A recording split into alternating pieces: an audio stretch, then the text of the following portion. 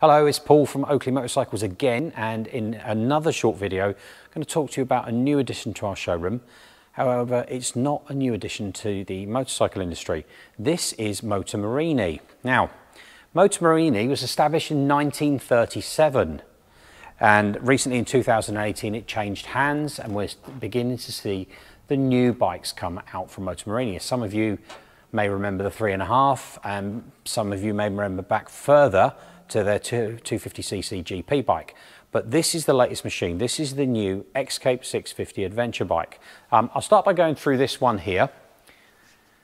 At the moment there's one bike, but there are three options. You have the cast alloy wheel version, or over there you've got the spoked wheeled version.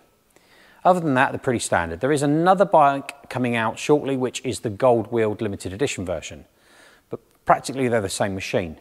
Now, some of the things I quite like about this bike, the styling is a little bit, I don't know, a bit different. If you look at the angular shapes of the fairing, it is a pretty cool looking machine.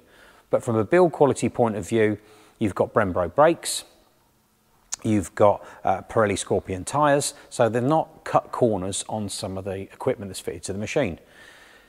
Some of the other bits you'll notice is some of the cool graphics. So you've got this matte grey with the graphics down the side, you've got the white and the red with the black panels, and then you've got very, very popular, the red. Now, red's really, really important because this is still an Italian company.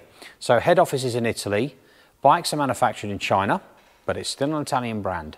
I forgot to say that the first ones that turned up, you know it's made in China, you know it's an Italian company, but it's care of Kawasaki. Really odd. Maybe this is just 650 Versys underneath. However, we're very, very impressed. I'm going to show you a few more features on the bike. This demonstrator is relatively standard, other than one thing I like in particular for myself. This is the lowered seat option. For all of you vertically challenged people like me, you can now ride an adventure bike, which is great because I've always loved them, but I can't reach the floor. That lowered seat will give you an 820mm seat. So to give you an idea, 820 is quite low because Lexmoto's LXR 125, that's got an 820mm seat height. So this is really, really low, and I can actually ride this very comfortably. Some of the other bits I quite like on this bike, silly little things, is the backlit switchgear and the 7-inch TFT screen. But if I switch her on, you can straight away see the backlight switchgear, which I know is a little bit silly because most motorcyclists know where all the buttons are and you're highly unlikely to look down, but it's a nice feature. But what I really like is that great big colour TFT screen. Absolutely superb. So, nice features, very comfortable. I've got to say, I've done a few miles on one now. It's incredibly well balanced, very lightweight, and will flick in and out the corners really easily. I find it great for filtering. It's quite a nice upright ride position. You've got adjustable screen. You've got that nice comfortable seat, whether it's the lowered or the standard version. Now, some of the options that are available on the bike: hand guards, the belly pan, bars and luggage, all available. Haven't got any of that in yet because, as I said, this bike's only just arrived. But if you're interested in an adventure bike and you're looking for something that's good value for money yet really good build quality, I can say these things start from $6,999 plus the on the road. So for £7,199 you can buy the cast wheel version. For £7,499 plus the on the road, so $7,699, you can buy the spoked wheel version.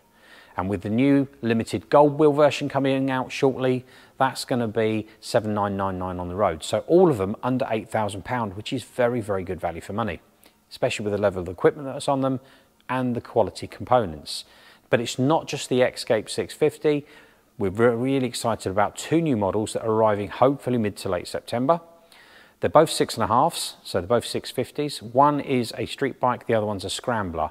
Got some nice images. We haven't seen the bike yet. We haven't had the prices launched, but if they're anything like these, they're going to be absolutely fantastic.